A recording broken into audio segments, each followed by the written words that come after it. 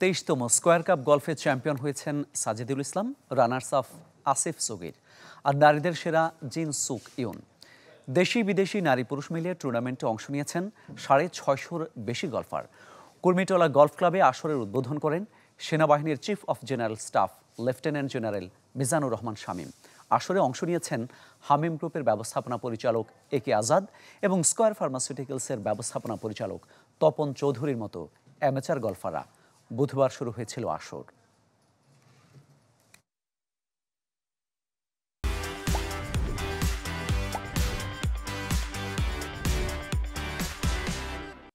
আমি অনেক বছর ধরে খেলছি এবং এই বয়সে এসেও কিন্তু একই ধরনের এক্সাইটমেন্ট আমার জন্য।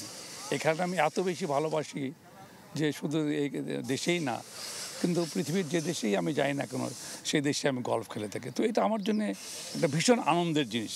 এই যে প্রতিদিন সকালে ঘুমিয়ে না থেকে চলে আসি, আমরা খেলার মধ্যে একটা আনন্দ খুঁজে পাই এবং সাথে সাথে শরীরটাও সুস্থ থাকে। এটা অত্যন্ত আনন্দের, কারণ কাজের মধ্যে এত ব্যস্ততা থাকি, সত্যি অনেক অনুষ্ঠানে যাওয়া সম্ভব হয় না, কিন্তু এই খেলাটা মিস করি না।